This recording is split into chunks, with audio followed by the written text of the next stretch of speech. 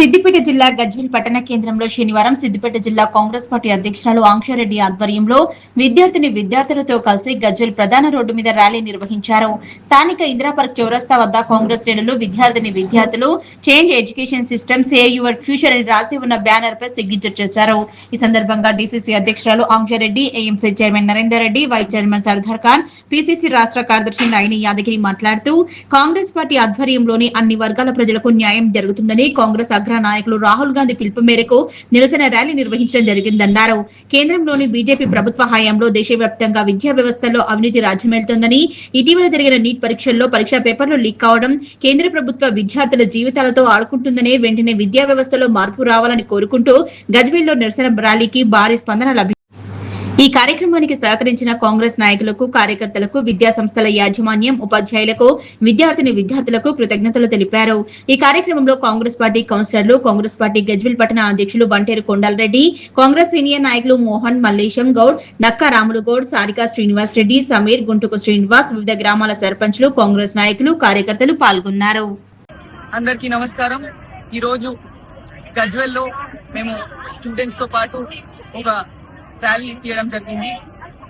దీనికి ముఖ్య ఉద్దేశం వచ్చేసి ఛాత్రోంకి విద్యార్థుల గొంతుక అనేది మన రాహుల్ గాంధీ గారు ఏదైతే ప్రోగ్రామ్ తీసుకున్నారో, ఈ నీట్ పేపర్ లీకేజ్ వల్ల స్టూడెంట్స్ ఇబ్బంది పడుతున్నారు. అదే విధంగా ఎడ్యుకేషనల్ సిస్టమ్ ఎట్లా అయితే స్టూడెంట్స్ కి ఆప్షన్స్ తక్కువ చేసి వాళ్ళ ఫ్యూచర్ ని చూడలేకుండా జస్ట్ ఈ 5 ఆప్షన్స్ కే ఏదైతే ఈ సెంట్రల్ గవర్నమెంట్ తీరు నడుస్తుందో దీన్ని వ్యతిరేకిస్తూ ఈరోజు మేము ఒక నిరసన ర్యాలీ తీయడం జరిగింది.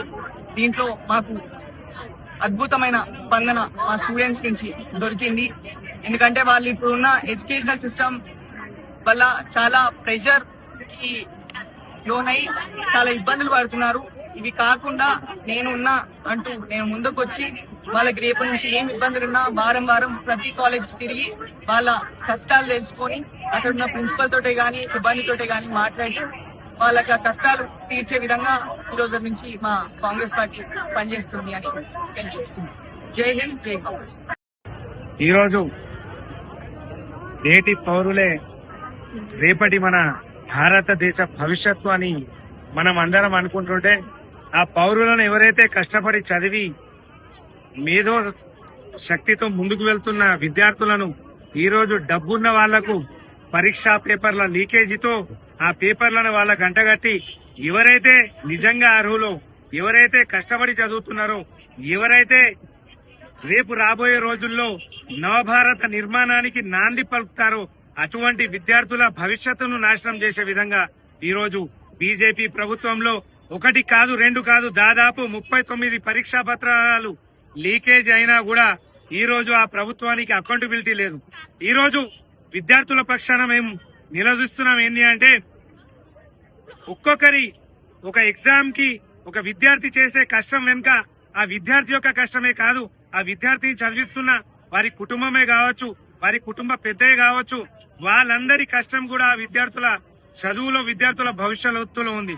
కానీ ఈ రోజు బీజేపీ ప్రభుత్వం ఆ విద్యార్థుల భవిష్యత్తుతో చెలగాటమాడుతూ, వారి ప్రాణాలతో చెలగాటమాడుతూ ఈ రోజు వారి కష్టాన్ని అపహాస్యం చేసే విధంగా పరీక్షా పత్రాలను లీకేజీ చేస్తూ, డబ్బున్న వారికి పరీక్షా పత్రాలను అమ్ముతూ వారి భవిష్యత్తును అంధకారం చేస్తున్న విషయంలో ఈ రోజు మా ప్రియతమ నాయకులు రాహుల్ గాంధీ గారు దేశవ్యాప్తంగా ఛాత్రోంకి గూంజ్ అనే ఒక కార్యక్రమాన్ని తీసుకువచ్చి దేశవ్యాప్తంగా నిరసన ర్యాలీలు చేస్తూ ప్రతి ఒక్క విద్యార్థిని ఎవరైతే తమ బంగారు భవిష్యత్తు కోసం కష్టపడుతున్నారో ప్రతి ఒక్కరిని కూడా ఈ కార్యక్రమంలో ఒక భాగం చేస్తూ ఆ కార్యక్రమాన్ని ఈ రోజు మా జిల్లా అధ్యక్షురాలు గారు తూమ్కుంట ఆంక్షారెడ్డి గారి ఆధ్వర్యంలో